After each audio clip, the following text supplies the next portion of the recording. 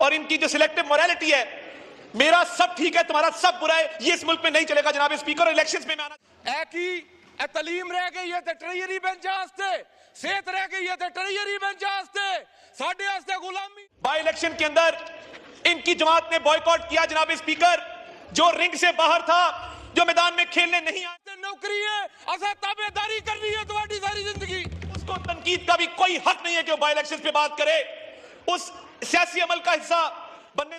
आज खान के शेर पंजाबी ने वो कर दिखाया जो आज तक कोई भी ना कर सका। पाकिस्तान तुम्हारे बाप की जागीर नहीं, 25 करोड़ अवाम का मुल्क है ना। पाकिस्तान का पैसा बाहर ले गए हो, वापस ले आओ। तुम लोगों ने पाकिस्तान की मैशत को इतना नुकसान पहुंचाया जितना पाकिस्तान की हिस्ट्री में किसी ने नहीं पहुंचाया। उससे तो अच्छा हमारा कप्तान है जो डरा नहीं, झुका नहीं, अपनी बात पर खड़ा है। वफाकी वजीर लाजवाब हो गए, एक बार फिर पंजाबी छा गया। ये पहले ये वीडियो देखते हैं, फिर इस पर बात करेंगे। चैनल को सब्सक्राइब लाजमी कर लें और बेल आइकन को प्रेस कर दें ताकि इस तरह की हर वीडियो आप तक पहुंच सके। चले वीडियो। आपने एक बार नहीं, आपने यहां से कई बार मुज़ाकरात की कॉल दी, कमेटी बनी, मरहूम इरफान सिद्दीकी साहब उसके मेंबर थे, इन्होंने उस अमल को सैबोटाज किया। इसलिए मैं कहता हूं कि यादें माजी अजाब है यार, अब छीन ले मुझसे हाफजा मेरा।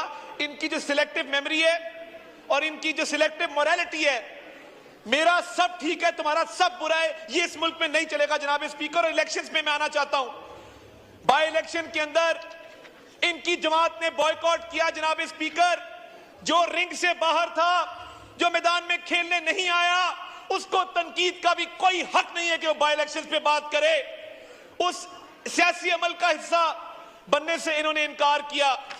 इलेक्शन से बॉयकॉट का फैसला इनकी अपनी पार्टी का था। अब इल्जाम लगाना, धांधली का शोर मचाना, तो मैं आज बाबर नवाज खान को जो हरीपुर से एमएनए इलेक्ट होके आया, खिराजे तहसीन पेश करता हूं। उसने जो इलेक्शन लड़ा है, उसने पूरी दुनिया के सामने बतौर सियासी वर्कर के, उसके सामने एक बहुत बड़ा सियासी खानदान था, उसके सामने खैबर पख्तूनख्वा की हुकूमत के रिसोर्सेज थे, हुकूमत इनकी, पुलिस इनकी, एडमिनिस्ट्रेशन इनकी, ग्राउंड लेवल पे लोग इनके, मगर बाबर नवाज खान इनसे जीत छीन के लाया है और आज यहां पे उसने हल्फ लिया है। हम उसको खिराजे तहसीन पेश करते हैं। जनाब स्पीकर, ये जो बैरिस्टर गौहर साहब ने बात की, मियां मोहम्मद नवाज शरीफ को इस मुल्क की आला अदालतों ने अपने माजी के गलत फैसलों की तस्हीह की। मियां मोहम्मद नवाज शरीफ के साथ जो ज्यादतियां हुई, उस पर अदालती रिलीफ उनको हाईएस्ट कोर्ट से मिला और इनकी अपनी काबीना ने, जब मियां नवाज शरीफ साहब ने बाहर जाना था, इनकी अपनी काबीना ने फैसला किया। आज ये उस पर तनकीद करते हैं तो इनको अपने तर्ज अमल पर थोड़ी सी नजरसानी करनी चाहिए, थोड़ा अपने गिरेबान में भी झांकना चाहिए। और जनाब स्पीकर, ये अगर धांधली का शोर करते हैं तो मैं इनसे पूछता हूं कि तुम्हारे लीगल कागज किधर हैं? ट्राइब्यूनल के लिए तुमने क्या केस तैयार किया है? हम जितने इधर बैठे हैं, हमारे ऊपर भी ये इल्जामात लगाते थे। मेरे अपने केस में मेरे खिलाफ जो पीटीआई का उम्मीदवार था, वो 25 दफा कोर्ट से भाग चुका, एडजर्नमेंट्स ले चुका, मीडिया पे बैठ के फॉर्म 47 करते हैं और अदालतों में जाओ तो ये दौड़ लगा देते हैं। जनाब स्पीकर, ये है इनका दोहरा मयार, ये है इनके डबल स्टैंडर्ड्स कि मीडिया पे शोर मचाओ, फॉर्म 47, और जब अदालत कहे कि दस्तावेजी सबूत लेके आओ तो ये एडजर्नमेंट तारीख पे तारीख लेते हैं। जनाब speaker, I just wanted to set the record straight. और इलेक्शन के बारे से मैं इतना कहूंगा कि साफ छुपते भी नहीं, सामने आते भी नहीं।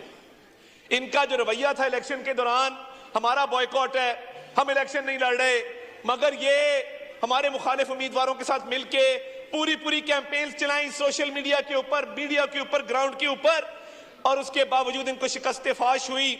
सियासत में कभी बॉयकॉट नहीं होता जनाब स्पीकर, आपसे बेहतर इस बात को कोई नहीं जानता। अपनी सियासी गलती को छुपाने के लिए इस हाउस को दोष देना, आपको दोष देना, मियां नवाज शरीफ को दोष देना काबिल मुजम्मत है और एक शर्मनाक अमल है इनका। आखिरी बात मैं ये सिर्फ ये अर्ज करना चाहता हूं कि इनकी हर चीज में कॉलो फेल में तजाद है। इनके वो सोशल मीडिया अकाउंट्स जो आज फौज को टारगेट करते हैं, फील्ड मार्शल को टारगेट करते हैं और इंडिया में लाइक्स मिलते हैं, अफगानिस्तान में लाइक्स मिलते हैं। कुछ मेंबर यहां बैठ के कहेंगे हमारा इन अकाउंट से कोई ताल्लुक नहीं। जनाब स्पीकर, ये गुड कॉप बैड कॉप मिलके खेलते हैं, इनकी पूरी आशीर्वाद है, पूरी बैकिंग है उन अकाउंट्स की। तो मैं उसकी मजम्मत फ्लोर ऑफ द हाउस करना चाहता हूं कि इन्होंने जो सोशल मीडिया अकाउंट्स के जरिए कैंपेन शुरू की है वो काबिल मजम्मत है।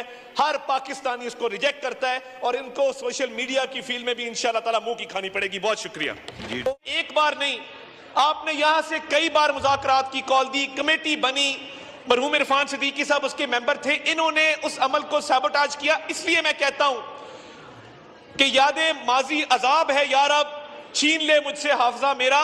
इनकी जो सिलेक्टिव मेमोरी है और इनकी जो सिलेक्टिव मोरालिटी है, मेरा सब ठीक है तुम्हारा सब बुरा है, ये इस मुल्क में नहीं चलेगा जनाब स्पीकर। और इलेक्शंस में मैं आना चाहता हूं, बाय इलेक्शन के अंदर इनकी जमात ने बॉयकॉट किया जनाब स्पीकर।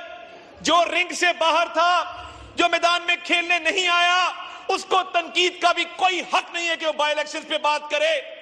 उस सियासी अमल का हिस्सा बनने से इन्होंने इनकार किया। इलेक्शन से बॉयकॉट का फैसला इनकी अपनी पार्टी का था। अब इल्जाम लगाना, धांधली का शोर मचाना, तो मैं आज बाबर नवाज खान को जो हरीपुर से एमएनए इलेक्ट होकर आया खिराज तहसीन पेश करता हूं। उसने जो इलेक्शन लड़ा है, उसने पूरी दुनिया के सामने बतौर सियासी वर्कर के, उसके सामने एक बहुत बड़ा सियासी खानदान था, उसके सामने खैबर पख्तूनख्वा की हुकूमत के रिसोर्सेज थे, हुकूमत इनकी, पुलिस इनकी, एडमिनिस्ट्रेशन इनकी, ग्राउंड लेवल पे लोग इनके, मगर बाबर नवाज खान इनसे जीत छीन के लाया है और आज यहां पे उसने हल्फ लिया है। हम उसको खिराज तहसीन पेश करते हैं। जनाब स्पीकर, ये जो बैरिस्टर गौहर साहब ने बात की, मियां मोहम्मद नवाज शरीफ को इस मुल्क की आला अदालतों ने अपने माजी के गलत फैसलों की तस्हीह की।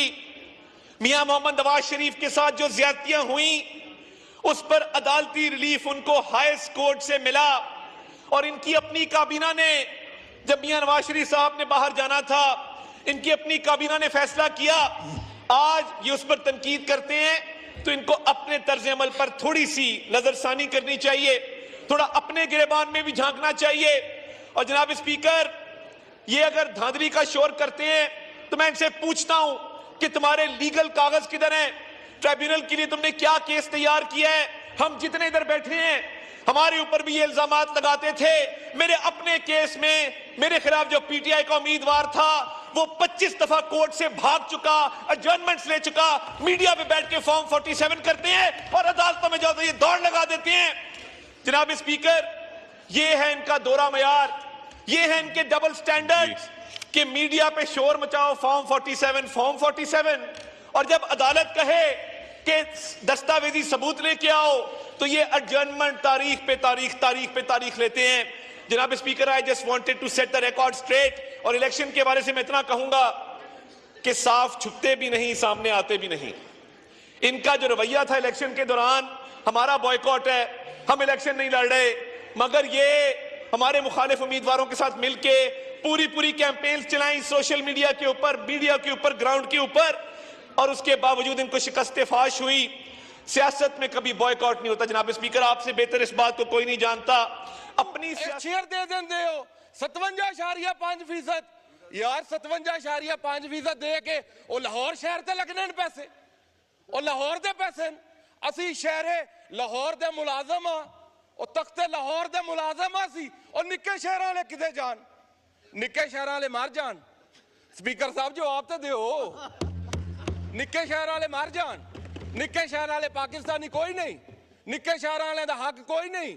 तलीम वड्डे शहर वालियां दी, सेहत वड्डे शहर वालियां दी, रोजगार वड्डे से शहर वालियां दा। साडे वास्ते जलालत है वोट पाविए, वोट भी ना ठीक जगह ते अपने। यार कोई गल है? सानू कड्डो जा बाहर पाकिस्तान तो, वाइंड अप करें, सानू पाकिस्तान तो बाहर कड्डो। टाइम ही नहीं देंगे स्पीकर साहब, 6 मिनट हो गए, खुदा दा नाम मनो 10 मिनट तक पूरे करन दियो। पहली बार आए हैं, मेहरबानी करो 4 मिनट ते दियो। और आपके ही मेंबर बोलेंगे जनाब। वो भाईजान मेरे मेंबर नहीं बोलते, मैनू टाइम देंगे मेरे मेंबर, कोई नहीं बोलता। तुसी तंग ना पे उर्दू में बोले, उर्दू में बोले। मैं कासिर हूँ, ये आपकी ਉਰਦੂ ਕੀ ਕਰੀਏ ਭਾਈਜਾਨ, ਜਿਹੜੀ ਜਿਹਨਾਂ ਲੋਕਾਂ ਮੈਨੂੰ ਇਲੈਕਟ ਕੀਤਾ ਉਹਨਾਂ ਨੂੰ ਵੀ ਤਾਂ ਕੋਈ ਸਮਝ ਆਵੇ वाइंड ਨਾ अप ਮੈਂ करें, ਕੀ ਬੋਲਦਾ ਪਿਆ। वाइंड अप करें जी। फाइलर ते नॉन फाइलर सारी आपका ये पाकिस्तान जो की आपकी इकॉनमी तकरीर है फिर ये प्रोसीडिंग का हिस्सा नहीं बनेगी। नहीं, मुझे सर प्रोसीडिंग बननी का हिस्सा चाहिए। तो बनाना है ना सर, ये तो मेहरबानी करें इधर, बड़ी मेहरबानी। अच्छा सर बात ये है,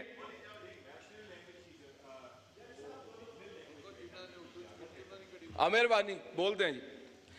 देखे सर, वाइंड अप करें। मैं कुछ ना हुकूमती लोगों को भी बताऊं कि टैक्स रेवेन्यू और नॉन टैक्स रेवेन्यू क्या होता है। 13,000 अरब सा टैक्स रेवेन्यू है जो इन्होंने फाइनेंस एक्ट के अंदर कलेक्ट करना है, एफबीआर से, sales tax, income tax, customs duty, federal excise duty. Sir वो पैसे एनएफसी के अंदर सूबों को जाने हैं, आपको भी मिलने हैं, हमें भी मिलने हैं, केपी में हर जगह मिलने हैं। सर ये इन्होंने डाका क्या डाला है, जो एनएफसी कहता है कि आपको जो टैक्स रेवेन्यू है ना वो बंटेगा, जो नॉन टैक्स रेवेन्यू है वो फेडरल की माल की है, वो नहीं बंटेगा।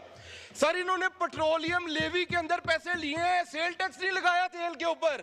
ये चाहते हैं कि सूबों को पैसे कम जाए, हम पेट्रोलियम लेवी से कलेक्शन करके वो पैसे फेडरल के अंदर दें, और जो 10,000 अरब ये इंटरेस्ट रेट की मद में देंगे उसके अंदर 9,000 अरब जो है उसके अंदर 9,000 अरब लोकल बैंक्स को देना है सर, और 1,000 अरब फॉरेन बैंक को देना है मार्कअप के अंदर। और सर सानू दे एमसीबी के सारे लोकल बैंक लौट के तशरीफ रखें, शुक्रिया। नसीम अली शाह साहब, 10 मिनट हो गए। नसीम अली शाह साहब, नसीम शाह साहब आप बोलेंगे?